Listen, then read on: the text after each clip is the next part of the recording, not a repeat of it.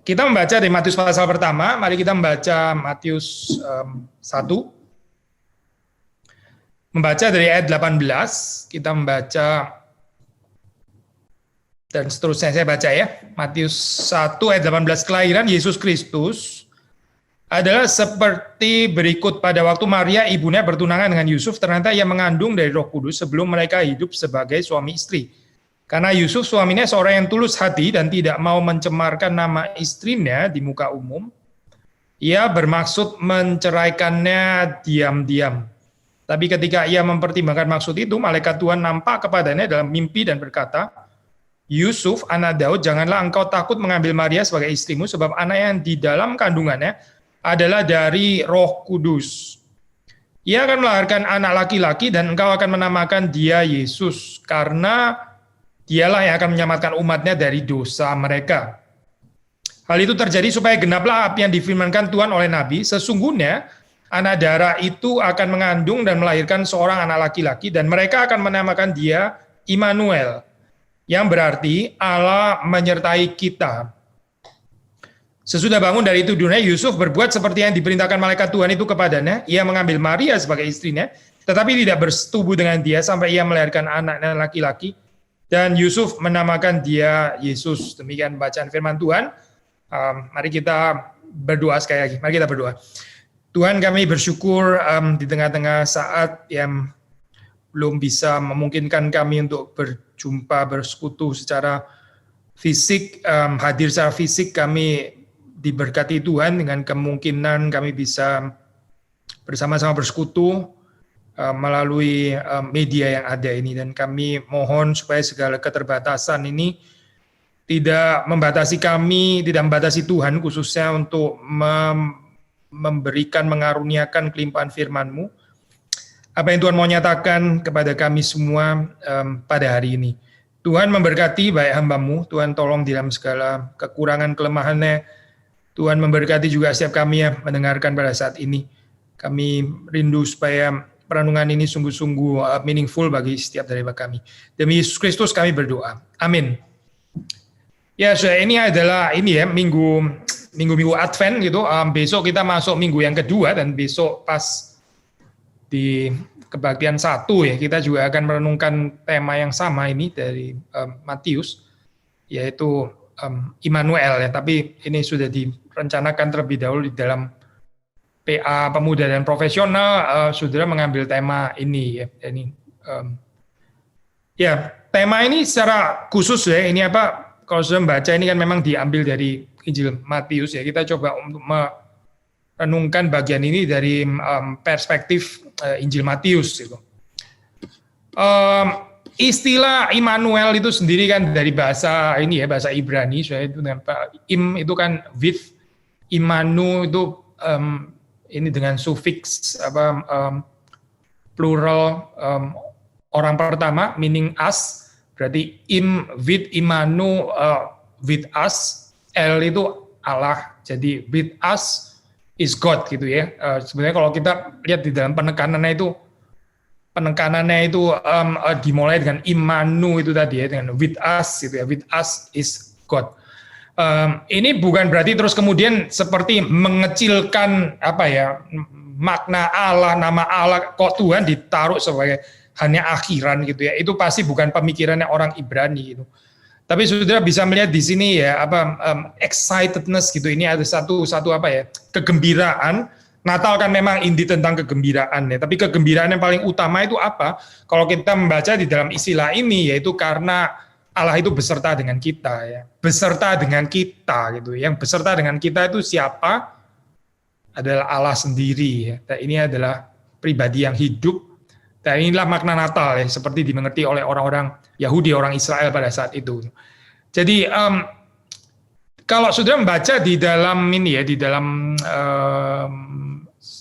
sejarah gereja gitu, sejarah penafsiran teologi Advent ini memang ada kaitan dengan ini ya, penantian kedatangan Yesus yang pertama, which is Natal 2000 tahun lalu itu ya. Dengan penantian kedatangan Yesus kembali ya, kelak itu eschatological maksudnya ya. Jadi di dalam hal ini kita bisa melihat sebetulnya seluruh kehidupan kita ini ya masa Advent yang ini extended Advent gitu. Ini adalah Advent yang nggak ada berhentinya sebetulnya dalam kehidupan kita sampai Yesus datang kembali gitu. Advent itu kan maksudnya kita menantikan kedatangan Kristus ya. Dari bagi orang 2000 tahun lalu yaitu Advent sebelum Yesus lahir. Sekarang kita berada di dalam satu periode di mana Yesus lahir sudah 2000 tahun lalu. Tapi kita masih menantikan kedatangan Yesus yang terakhir kalinya ya ketika Yesus datang kembali, dan ini juga di dalam hal ini dia masa Advent gitu. Jadi Advent itu nggak bisa dipisahkan dengan apa ini namanya ya penghayatan eskatologi gitu.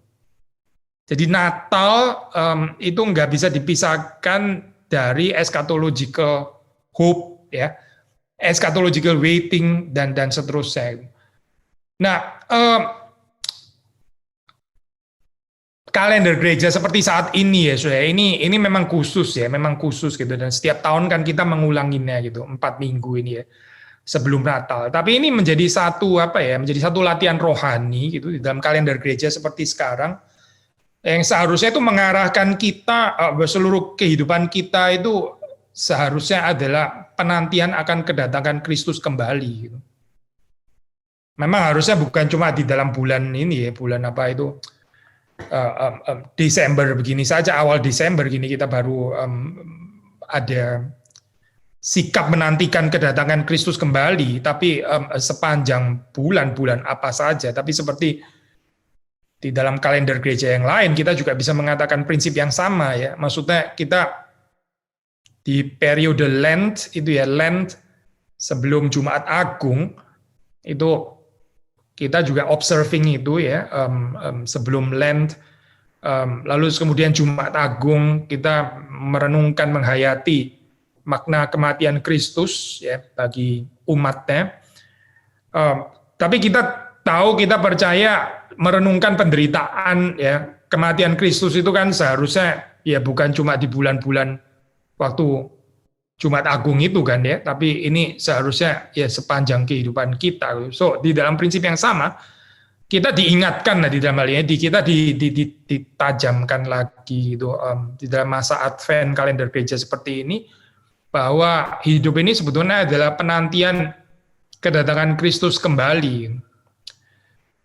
The good news ya ini dalam hal ini God with us, Immanuel ini kalau kita ya ini baca dari perspektif paradoxical, already and not yet ya, kan juga sudah already ada cicipannya, tapi juga sekaligus not yet di dalam pengertian kita masih boleh berharap ya. Sama waktu kita bicara tentang kerajaan Allah kan juga seperti itu ya.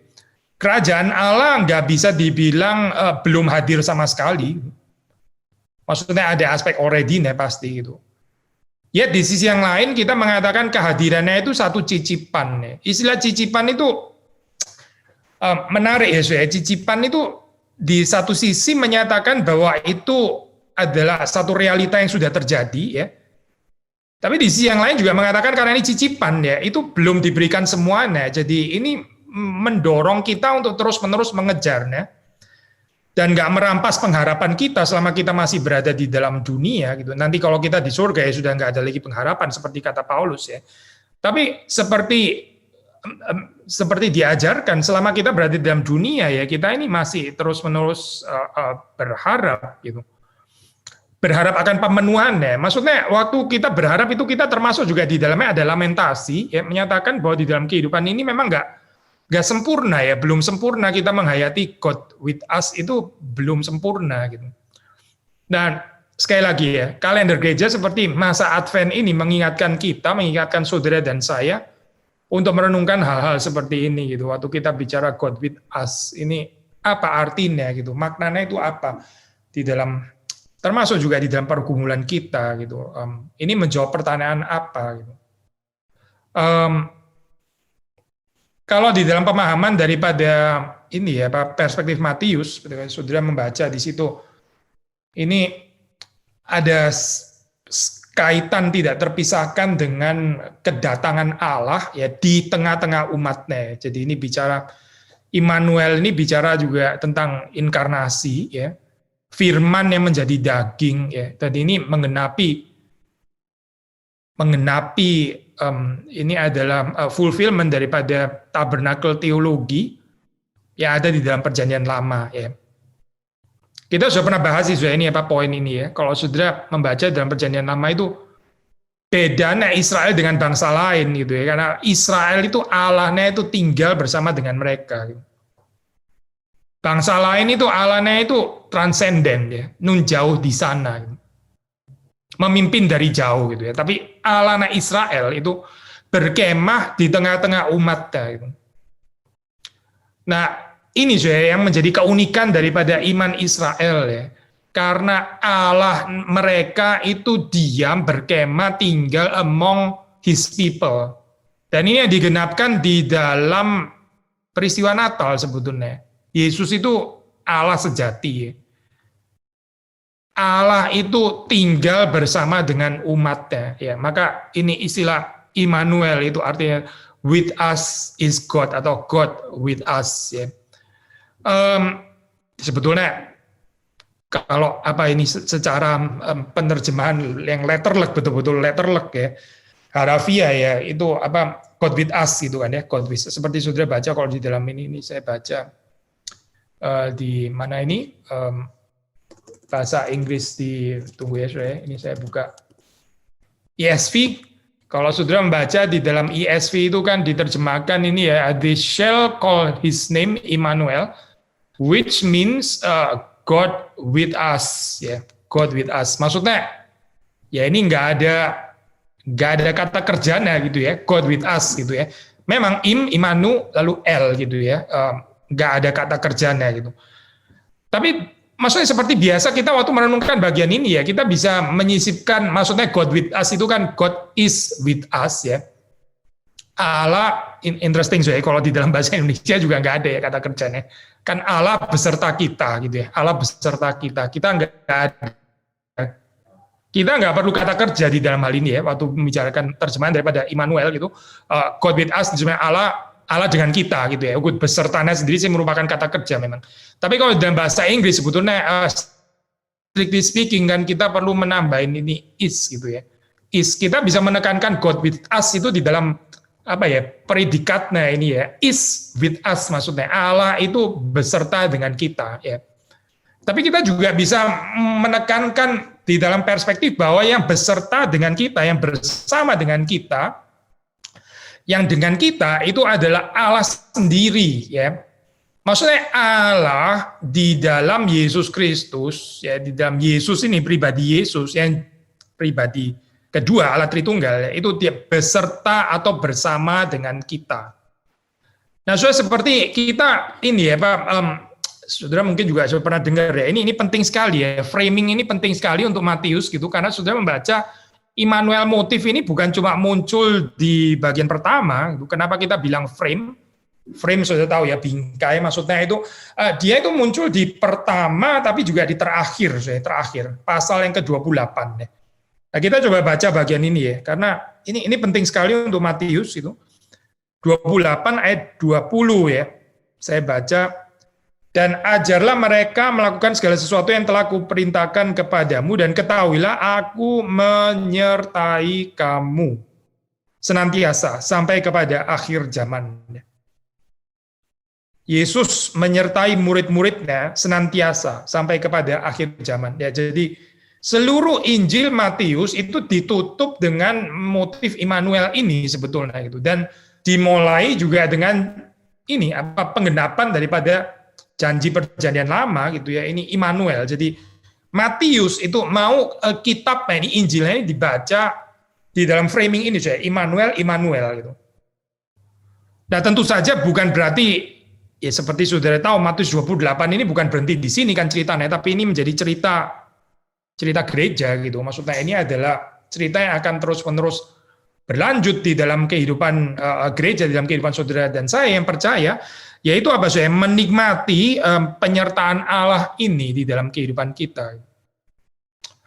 Saudara, ini kalimat yang boleh saja, ya, terdengar let's say somehow sudah borderline klise gitu. Tapi kalau kita melihat di dalam hidup ya, again di dalam saat-saat seperti ini, kita bisa menguji gitu ya di dalam saat seperti ini. Yang paling kita rindukan untuk menyertai kita atau bersama dengan kita itu sebetulnya apa gitu. Betul nggak kita ini bisa mencukupkan diri dengan penyertaan kehadiran Allah gitu. Murid-murid ini ya, saya ini di dalam Matius 28 ini kan mereka diutus untuk memberitakan Injil, diutus untuk memuridkan ya seluruh bangsa dan sebagainya. Mereka diperlengkapi dengan apa, saya? Mereka bukan diperlengkapi dengan fasilitas gitu. Mereka bukan diperlengkapi dengan koneksi-koneksi yang akan menolong mereka untuk lebih smooth gitu, maksudnya untuk melakukan missionary work, bukan gitu.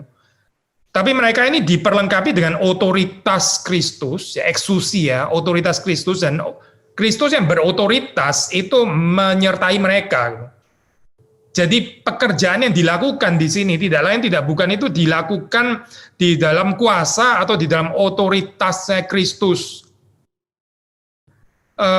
Jadi dari sini saudara bisa melihat bahwa istilah Immanuel ini ya might sound rather pakai istilah ini ya. Kalau kita pakai ini ya metafor gender gitu ya, somehow seperti kayak feminin gitu, somehow gitu ya. Karena kita disertai, kita dipeluk, ya kita didampingi, ya kita bisa merasa seperti menikmati gitu ya. Tapi jangan lupa kalau saudara membaca dari perspektif pasal yang ke-28 ya, ini bukan disertai terus kemudian kita nikmati sendiri, kita merasa dipeluk, kita merasa nyaman, merasa orang Jerman pakai istilah geborgen, ya itu agak susah diterjemahinnya. Geborgenheit itu perasaan secure karena dipeluk gitu saya, karena dilindungi ya, karena diprotek, itu namanya geborgenheit gitu. Bukan cuma itu saya, tapi ini Immanuel ini ada kaitannya dengan pengutusan gitu, ada kaitannya dengan kepercayaan bahwa Kristus itu adalah Kristus yang berkuasa, dia memiliki otoritas ya di sorga dan di bumi, dan karena itu ya, karena kepada Kristus, kepada Yesus diberikan segala exousia, segala kuasa, otoritas di sorga dan di bumi. Karena itu ya pergilah, jadikanlah semua bangsa muridku dan baptiskan mereka, dan seterusnya dan seterusnya. Saudara melihat di sini again motif Immanuel itu bukan hanya untuk dihayati, Tuhan menyertai saya, Tuhan ada bersama dengan saya ada di dalam pelukan tangan. Nah, itu nggak salah sih, nggak salah memang ya. Tapi jangan melupakan perspektif pasal ke-28 gitu ya. Atau sebetulnya ya, kalau mau seperti dikatakan di dalam komentar ya, rather dibalik ya sudah ya. Karena kita ini seringkali bicara ini kan ya, pertama bicara kita dipeluk terlebih dahulu, kita dilindungi terlebih dahulu, kita diprotek, terus kemudian kita bilang jangan lupa menginjili ya, jangan lupa memuridkan orang, jangan lupa mengajar, jangan lupa bersaksi. Terus kemudian ternyata banyak luputnya gitu ya, ada penafsiran seperti ini saya mengatakan ya, dan mungkin juga bukan baru untuk saudara gitu. Justru janji Tuhan ini ya, penyertaan ini ya, itu bukan sesuatu yang merupakan ini bukan di dalam pengertian kayak down payment force code di depan gitu ya saya. Saudara saya kasih ini dulu gitu misalnya ya. Nanti ya terserah kamu sih, lu kalau mau pergi ya pergi, nggak pergi ya sayang sekali kamu nggak pergi gitu ya. Maksudnya bukan dalam pengertian itu saya, tapi ini adalah janji penyertaan yang diberikan. Yaitu ketika gereja itu pergi menjadikan semua bangsa itu murid-murid Kristus, membaptis mereka di dalam nama Allah Tritunggal dan mengajarkan mereka segala sesuatu yang diperintahkan Yesus kepada murid-murid. Jadi saudara mengerti ya maksudnya. Ini bukan gini saudara, kesulitannya ya. Kalau kita mengatakan ini satu force code yang diberikan di depan gitu. Sesuatu yang diberikan terlebih dahulu. Ya saudara tahu lah ya, ini kesulitannya. Orang terus kemudian tertidur gitu, salah gitu, menghayati dengan salah. Mereka terus kemudian menjadi tidak appreciate gitu, tenggelam di dalam so-called penyertaan ilahi, tapi nggak pergi juga gitu ya. Maka kesulitan penafsiran seperti ini ya, sekali lagi ya, mungkin memang perlu dikoreksi gitu. Ini bukan sesuatu yang apa ya, regardless, unconditionally, apapun keadaanmu gitu ya, engkau pergi nggak pergi, memuridkan nggak memuridkan, pokoknya Yesus menyertai kamu gitu. Kalau saudara baca di dalam Matius 28 itu bukan itu, saya bukan gitu. Tapi ini adalah satu janji yang nggak bisa dipisahkan ya, yang justru juga kita menghayatinya ya, kita mengalaminya, kita menikmatinya itu paling puncak gitu. Kapan? Yaitu waktu terjadi ini pemuritan itu.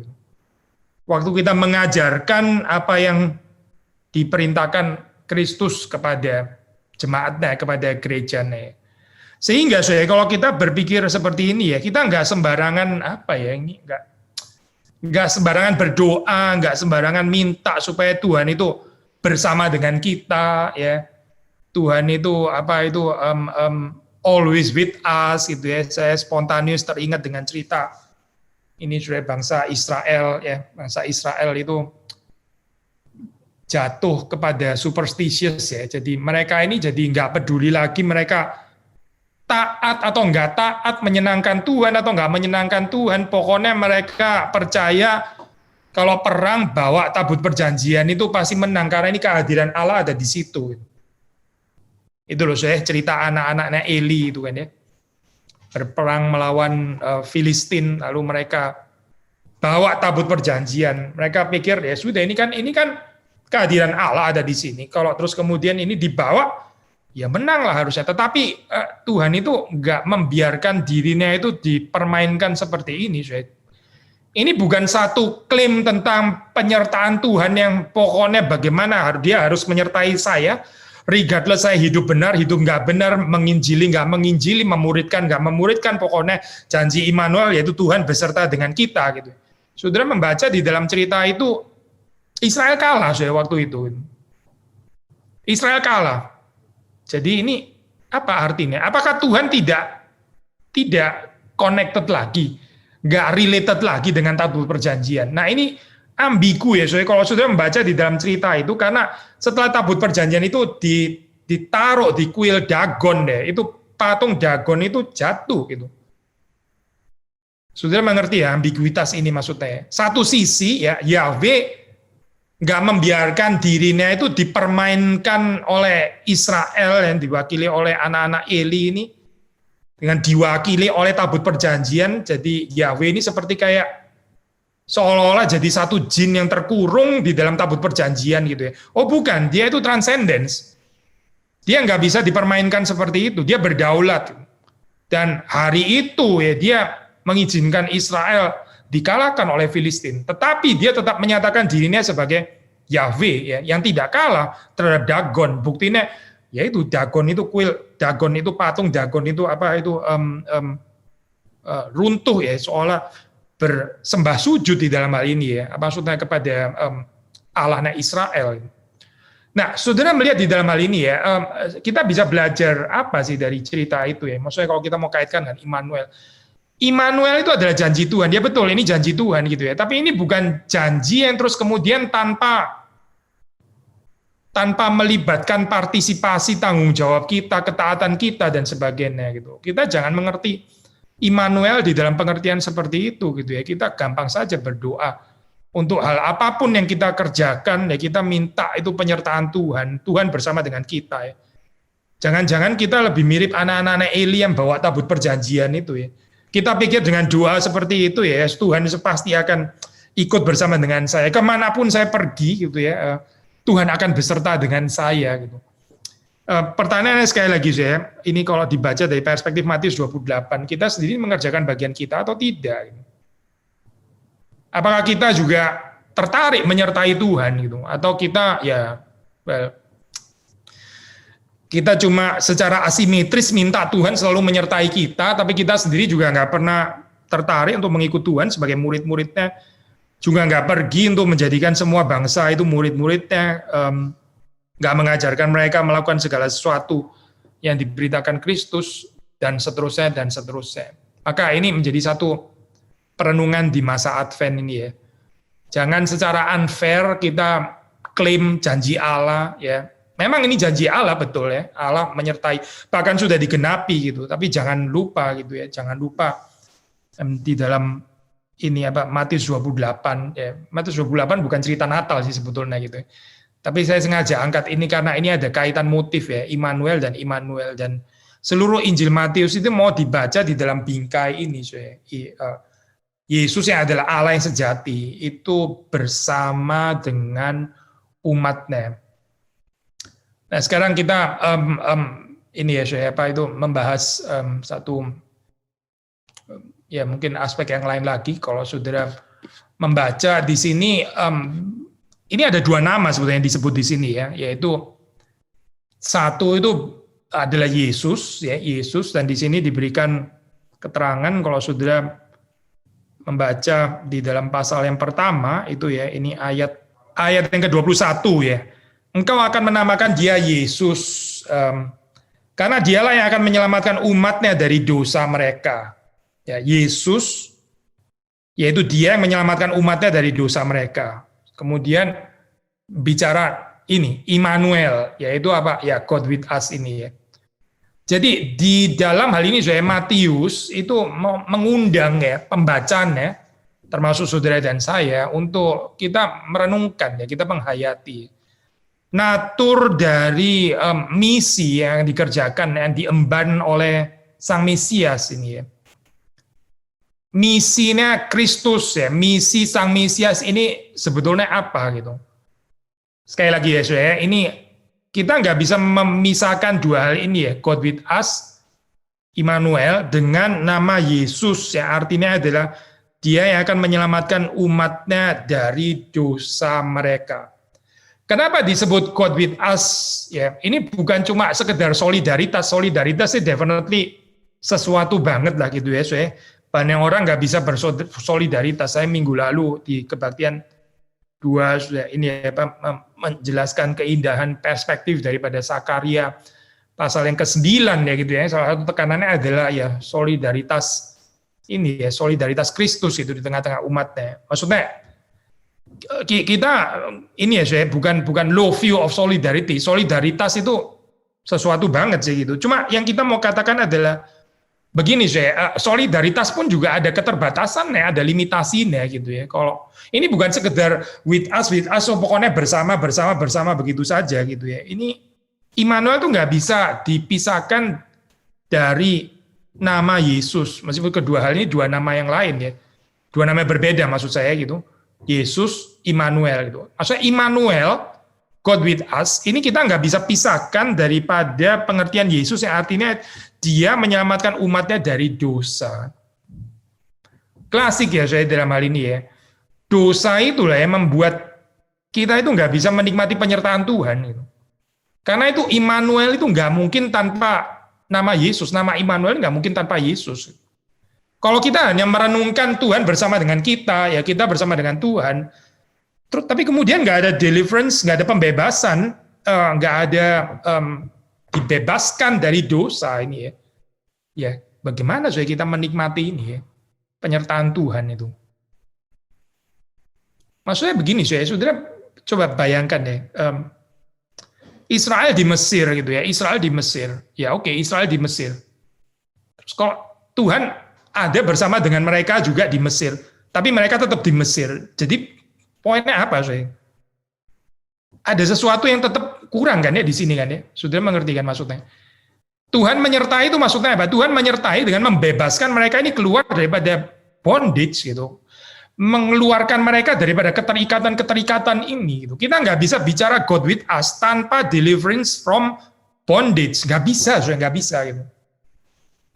Apalagi lebih kacau lagi ya, kita nggak bisa bicara Tuhan menyertai kita, tapi kita masih tetap menikmati bondage lagi gitu ya. Nggak mungkin itu, kita nggak bisa bicara Allah yang menyertai kita, yang beserta dengan kita, tapi kita tetap berada di dalam bondage, nggak mau dibebaskan gitu. Dibebaskan tapi juga nggak mengerti natur daripada pembebasan itu apa. Gitu. Maka saudara melihat di sini ya, justru di dalam Exodus saudara melihat ini ya, tabernakel teologi ya itu let's say pinjem ya bahasa Matius Immanuel motif ya. itu kan diberikan kepada Israel justru setelah mereka dibebaskan dari Egyptian bondage kan. Waktu mereka dipimpin keluar dari Mesir, dari perbudakan Mesir, lalu kemudian Allah itu berkemah bersama dengan mereka. Allah ada di tengah-tengah umatnya. Cerita ini, Allah yang menyertai mereka, itu kan setelah mereka dikeluarkan dari Mesir. Saudara nggak pernah baca cerita di Mesir pun Allah juga menyertai mereka. Allah juga berkemah di tengah. Nggak ada cerita kayak gitu, nggak ada gitu. Bondage yaitu bondage gitu. Bondage itu bondage dan dikeluarkan dari bondage. Nah ini baru bicara tentang penyertaan Allah ya, kehadiran Allah yang khusus. Kita nggak bilang Allah itu nggak maha hadir di Mesir, bukan itu ya saya poinnya. Allah tetap maha hadir di Mesir. Ya ada Allah nggak? Ya ada. Tapi ini bicara perspektif kehadiran yang berbeda. Jadi poinnya apa saya? Sekali lagi ya mengulang ini ya. Kalau kita merenungkan Immanuel ya, God with us, saudara jangan merenungkan so parsial dan disintegrated daripada title yang lain. Dan yang penting untuk Matius 1 ini title yang paling dekat dengan Immanuel ini adalah Yesus. Tapi ini bukan cuma sekedar nama di dalam pengertian what is the name ala Shakespeare gitu ya, bukan. Tapi ini artinya adalah Dia yang menyelamatkan umatnya dari dosa. Sudah mengerti ya? Waktu kita dibebaskan oleh Yesus ya, menyelamatkan kita dari dosa. Nah, disitulah saya kita sungguh-sungguh mengerti itu apa artinya itu Immanuel. Dengan kata lain, saya dosa itu merusak penghayatan kita akan penyertaan Tuhan di dalam kehidupan kita. Kita akan sulit untuk appreciate Immanuel, God with us ya. Kalau kita masih di dalam bondage of sin ini gitu. Makanya sekali lagi ya, Immanuel itu nggak bisa dipisahkan daripada nama Yesus ini ya. Dan bukan cuma sekedar nama di dalam pengertian modern, tapi penghayatan maknanya apa? Yaitu bahwa Dia menyelamatkan umatnya dari dosa. Justru kita berpisah dengan dosa, kita bisa menikmati kehadiran Allah, penyertaan Allah, despite in the wilderness, despite di padang gurun, gitu ya, despite di dalam satu keadaan yang katakanlah ya nggak terlalu menjanjikan, rather kering kerontang. Tapi inilah natur daripada misi yang diemban oleh Sang Mesias, oleh Kristus. Lalu ada poin apa lagi? Biasanya orang memperdebatkan ini ya, tentang apa? Kutipannya Matius yang bicara tentang anak darah di dalam ayat 23 gitu ya, kan ini perawan dan sebagainya. Terus ada perbandingan dengan LXX terjemahan bahasa Yunani gitu ya, memang pakai istilah itu, tapi di dalam bahasa Ibraninya sebetulnya istilahnya nggak persis itu dan sebagainya. Itu seringkali menjadi satu perdebatan yang let's say apa ini ya, cukup rumit gitu. Mungkin ini di PA aja kali ya, saya di PA umum kali kalau ada kesempatan kita bisa deal bagian ini. Tapi saya lebih mau menyoroti ini dari perspektif indeed dari Old Testament ya, Perjanjian Lama gitu. Ada again as usual ya, ada perspektif yang beautiful. Kalau kita melihat ini ya Pak, rujukan di dalam Perjanjian Lama itu di dalam hal ini Yesaya ya, pasal yang ke-7. Kalau kita baca Yesaya pasal ke-7, saya membaca bersama saudara. Kita membaca ayat 15-17 ya. 15-17. Yesaya pasal 7 ya. Kita membaca ini pemberitaan mengenai Immanuel ya, di sini ya. LAI memberikan judul itu. Saya membaca ayat 15 atau dari 14 ya. Sebab itu Tuhan sendirilah yang akan memberikan kepadamu suatu pertanda. Sesungguhnya seorang perempuan muda, nah ini ya, perempuan muda mengandung dan akan melahirkan seorang anak laki-laki dan ia akan menamakan dia Immanuel. Ya, ini ayat 14. Ia akan makan dadi dan madu sampai ia tahu menolak yang jahat dan memilih yang baik. Sebab sebelum anak itu tahu menolak yang jahat dan memilih yang baik, maka negeri yang kedua, rajanya engkau takuti, akan ditinggalkan kosong. 17, Tuhan akan mendatangkan atasmu dan atas rakyatmu dan atas kaum keluargamu hari-hari seperti yang belum pernah datang sejak Efraim menjauhkan diri dari Yehuda, yakni Raja Asyur. Pada hari itu akan terjadi Tuhan bersuit memanggil lalat yang ada di ujung anak-anak sungai Nil dan memanggil lebah yang ada di tanah Asyur dan seterusnya. Sudah bisa baca sendiri ya. Nah, kalau sudah membaca dari perspektif ini ya, nubuatan di dalam Yesaya 7 ini menarik saya. Anak yang akan disebut Immanuel ya, kita again seperti kita waktu bahasa karya ya, saya mengingatkan di situ. Kita jangan buru-buru langsung dengan perspektif kristologis ya. Ini adalah ayat yang ya penggenapan itu mesianik betul gitu ya. Tapi di dalam konteks pada saat itu sendiri itu sudah memiliki meaning. Maksudnya Immanuel yang dimaksud di sini menurut Yesaya ya di dalam pasal 7 ini segera akan dilahirkan dan bertumbuh bahkan ya, bertumbuh. Kalau sudah membaca 15-17 ini saya ada aspek presentis pada saat itu gitu, bukan cuma futuris ya, tapi ada aspek presentis juga. Nah, apa supaya kita bisa pelajari ya dari konsep ini? Berarti supaya ini meskipun kita percaya penggenapannya puncak itu adalah di dalam Kristus, di dalam ini ya, diri Sang Mesias, di dalam Immanuel itu yaitu Yesus Kristus ini.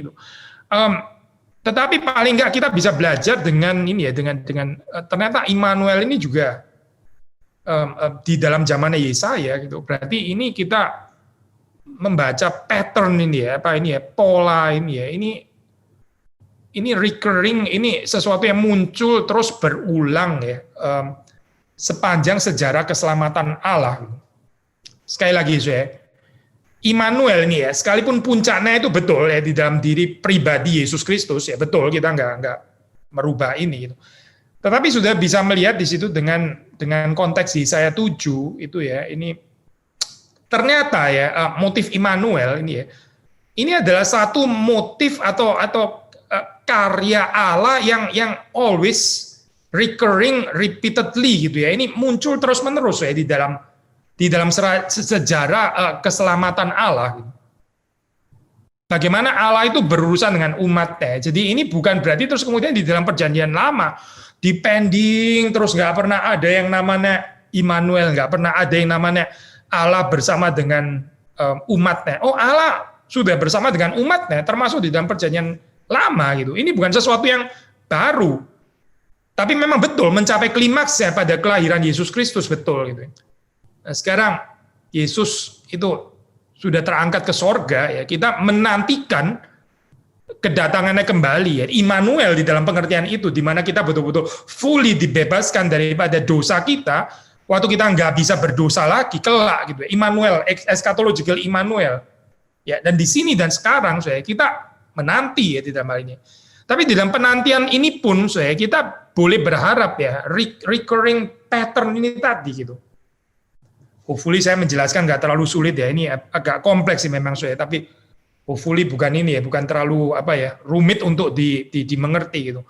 Poinnya adalah begini waktu kita memikirkan tentang Immanuel ya, Allah yang among his people, yang bersama dengan umatnya. Ini bukan cuma di dalam waktu Kristus itu di situ saja gitu. Terus sebelumnya nggak pernah ada dan sesudahnya juga nggak pernah ada. Pokoknya ya di dalam masa inkarnasi Kristus itu saja gitu misalnya. Alkitab nggak mengerti secara demikian tapi ini adalah pattern yang terus-menerus berulang sepanjang sejarah bagaimana Allah itu berurusan dengan umatnya. Maksudnya apa? Maksudnya adalah bagi kita, bagi saudara dan saya, kita juga bisa menikmati janji ini ya, Immanuel, God with us, juga termasuk sebagai recurring pattern yang ya terjadi juga di dalam zaman kita. Despite ya kita masih menantikan kedatangan Kristus kembali. Karena ini adalah sesuatu yang bahkan sebelum Yesus berinkarnasi, tapi secara cicipannya itu sudah diberikan di dalam zaman Yesaya, meskipun Yesus belum berinkarnasi. Saudara mengerti maksudnya ya. Nah sekarang setelah Yesus dia terangkat ke sorga ya bersama dengan Allah Bapa di sini dan sekarang ya kita juga boleh menghayati ini recurring pattern ini, Immanuel ya, Allah yang beserta dengan kita. Seperti janji yang diberikan di dalam janji dan perintah ya, di dalam Matius 28 itu ya. Ini kan kalimat yang dikatakan Yesus ya sebelum terangkat ke sorga gitu. Dia mengatakan kalimat itu ya dia terangkat ke sorga gitu ya. Tapi Kemudian dia mengatakan kalimat itu, segala kuasa ya, diberikan kepadaku di sorga dan di bumi. Lalu pergilah ya, jadikan semua bangsa muridku dan seterusnya dan seterusnya. Nah, saudara melihat di situ Yesus terangkat ke sorga ya, ada janji Immanuel. Nah, bagaimana saya kita menghayati ini ya di dalam kehidupan kita? Again, ya bukan tanpa amanat agung ya, dan juga bukan tanpa tadi yang kita bilang, bukan tanpa melepaskannya dengan title Yesus ya, maknanya yaitu kita yang dibebaskan, diselamatkan dari dosa. Karena bagaimana kita bisa menikmati penyertaan Allah kalau kita nggak ada realita kehidupan yang sungguh-sungguh dibebaskan dari dosa di dalam hal ini ya. Bagaimana bisa bicara Immanuel sementara masih berada di Mesir gitu ibaratnya. Nah, mungkin poin terakhir deh saya, poin terakhir kita. Nah di sini kalau saudara melihat seperti yang dikutip oleh Matius ya di sini, ini mengikuti LXX ya, ayat 23. Behold, the virgin shall conceive and bear a son, and they shall call his name Immanuel. Nah ini again kalau saudara bandingkan ya dengan mana tadi ayat yang ke-14 ya, ada sedikit perbedaan deh. Saya baca di dalam ini ya, Yesaya 7 ya. Sesungguhnya seorang perempuan muda mengandung dan akan melahirkan seorang anak laki-laki dan ia akan menamakan dia Immanuel ya. Ia, tapi di sini kalau sudah baca Matius ya, ini again LXX, behold the virgin shall conceive and bear a son and they shall call his name Immanuel. They. Jadi dari singular di sini saya ini jadi plural ya. Apa ini artinya saya singular plural ya, penafsiran sederhana kita bisa tafsir ini ya. Oh berarti ini komunal gitu ya, komunal bukan cuma satu orang tapi komunal ya, good komunal memang gitu ya. Tapi komunal ini poinnya apa gitu? Siapa ini orang-orang? The people ini siapa? Ya. Again, balik lagi kepada tadi ya. Nama Yesus. Tidak lain tidak bukan adalah mereka ya plural, mereka yang dibebaskan dari dosa-dosa mereka. Jadi sekali lagi saya, memang ini nggak bisa dipisahkan gitu. Dan ini bukan cuma sekedar pengakuan pribadi, tapi pengakuan komunal ya, Allah beserta kita ya. Needless to say itu God with us, bukan with me kan di sini ya. God with us gitu. Bukan cuma with us, tapi yang confess, yang mengaku ini, yang memberitakan, yang proclaim juga adalah a we ya, instead of a he gitu. Ini adalah kami, kita gitu, the people. Jadi poin yang terakhir ini mengatakan apa sih saya? Kita nggak bisa menghayati Immanuel ini secara individual, saya nggak bisa gitu. Maksudnya at least bukan dari perspektif Matius gitu. Perspektif Matius itu dikatakan they ya, di sini dikatakan they shall call his name Immanuel. Maksudnya begini loh saya, kalau misalnya kita ganti lah, mau tetap mempertahankan seperti yang ada di dalam versi Yesaya ya, itu kan he shall call his name Immanuel. He-nya itu kira-kira siapa di sini? Ya he atau she lah gitu, misalnya singular. Ya kalau enggak Yusuf ya Maria gitu kan ya, jelaskan ya. Ya orang tuanya lah. Kalau he ya Yusuf. Kalau she ya itu Mary gitu dalam hal ini ya. He shall atau she shall call his name Immanuel. Tetapi di sini dikatakan they shall call his name Immanuel. Kenapa kok jadi rame-rame sekarang yang menyebut dia Immanuel? Again, tidak lain tidak bukan mereka yang menyebut dia Immanuel ini karena mengerti saya pengalaman dibebaskan keluar dari dosa ya, orang-orang yang sudah ditebus, orang-orang yang sungguh-sungguh menikmati ya. Apa artinya true deliverance by Christ? Itu mereka mengerti, dan orang-orang inilah ya yang menyebut Yesus itu Immanuel. Nah, sekali lagi ya saya, ini tadi kita mengatakan, makanya kita nggak bisa mengerti Immanuel ini hanya di dalam pengertian force code di depan gitu ya, itu Oke, Tuhan menyertai kamu. Jadi Tuhan menyertai kamu terlebih dahulu gitu ya. Nanti tergantung kamu sih, kamu mau pergi atau enggak memberitakan Injil atau apa itu ya terserah lu lah, lu sadar sendiri lah. Tapi dari sisi Tuhan, Tuhan menyertai kamu terlebih dahulu. Ini bisa misleading saya kalau kita mengerti seperti ini, karena kalau menurut perspektif Matius, they shall call his name Immanuel ya. Mereka, nah ini adalah mereka yang dibebaskan dari dosa itu. Jadi ini bukan tanpa pengalaman dibebaskan dari dosa. Mereka yang menyebut dia itu Immanuel, karena mereka ini mengalami, mereka sungguh-sungguh dibebaskan dari dosa. Sekali lagi ya, kita nggak bisa memisahkan Immanuel nama ini dari nama Yesus, dan bukan cuma sekedar nama urusannya, tapi ini loh, artinya apa Yesus itu? Yaitu dia yang menyelamatkan mereka dari dosa-dosa mereka. Dan mereka inilah saya akan menyebut Yesus itu Immanuel. Nah, saya teringat dengan kalau bisa kaitkan dengan cerita bangsa Israel itu dibebaskan dari Mesir ya. Itu Tuhan mengatakan kepada Musa ya. Dikatakan di situ tandanya apa ya? Tandanya itu dikatakan bahwa tandanya kamu akan menyembah beribadah kepadaku di gunung ini, di padang gurun ya. Nah ini kan menarik ya. Saudara coba bayangkan ya, saudara diutus oleh Tuhan di dalam posisi Musa. Terus kemudian tandanya apa Tuhan? Tandanya gitu ya. Tandanya kalau saudara tanda, saudara expect tanda itu sesuatu yang sebelum saudara menaati pengutusan Tuhan gitu kan ya, harusnya kan ya. Saudara mengerti kan poin ini. Kalau saudara misalnya saudara perlu tanda, saya perlu tanda ini Tuhan. Betul, saya memang harus membebaskan bangsa Israel. Saya perlu tanda darimu Tuhan. Lalu saudara expect tanda apa? Pasti tanda yang diberikan oleh Tuhan sebelum saudara sebagai Musa gitu ya, membebaskan bangsa Israel keluar dari Mesir, betul kan ya? Ini sangat logikal kan seperti itu. Tapi ternyata Tuhan mengatakan tandanya itu apa? Tandanya kamu akan menyembah kepadaku, beribadah kepadaku di gunung ini. Loh, ini jadi saya bisa tahu bagaimana dong Tuhan, ini saya minta tanda kok, saya perlu tanda. Kok tandanya justru setelah itu terjadi, setelah dibebaskan. Ini sudah, justru kalau sudah membebaskan, sudah nggak perlu tanda lagi gitu ya. Seperti kayak rada dari senebel ya Tuhan ini. Gimana sih? Kasih tanda, saya perlu tanda itu sebelumnya gitu. Supaya saya yakin bahwa saya betul-betul yang harus membebaskan. Memang saya yang diutus oleh Tuhan. Tapi Tuhan memberikan tanda ini setelah justru.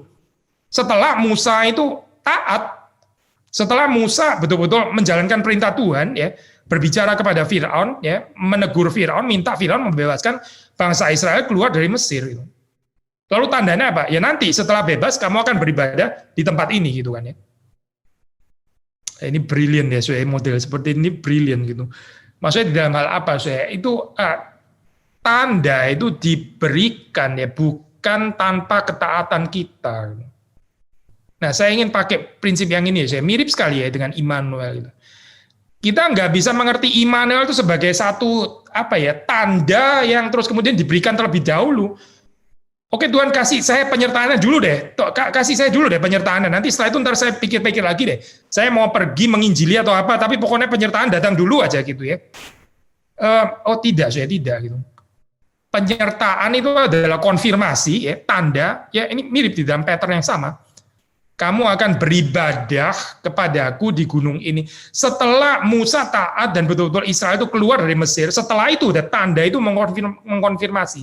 Ini tanda yang ditaruh di belakang, bukan tanda yang ditaruh sebelumnya. Immanuel, saudara juga bisa mengerti di dalam pengertian itu ya. They shall call his name Immanuel. Siapa yang bisa menyebut ya Yesus ini Immanuel? Tidak lain, tidak bukan adalah mereka yang di dalam kehidupannya itu sungguh-sungguh telah menikmati, ya, mengerti apa artinya dibebaskan dan diselamatkan dari dosa-dosa mereka. Mereka itu yang menyebut ini adalah Immanuel. Mereka yang memberitakan Injil, mereka yang menjadikan semua bangsa itu murid Kristus, mengajarkan apa yang diperintahkan oleh Kristus ya kepada murid-muridnya. Mereka inilah ya, mereka ini yang boleh menyebut call his name Immanuel. Jadi ini bukan sembarang menyebut nama ya tanpa ketaatan, tanpa melakukan perintah yang diberikan oleh Yesus, tapi ini nama yang menjadi janji betul gitu ya, janji again, tapi yang bukan tanpa keterlibatan kita gitu. Bukan tanpa partisipasi saudara dan saya di dalam melakukan kehendak Tuhan ya. Kiranya perenungan ini boleh membawa kita untuk lebih mengerti ya, di dalam masa Advent ini khususnya waktu kita mengenal Dia itu adalah Immanuel, apa itu artinya. Tuhan memberkati saudara-saudari sekalian.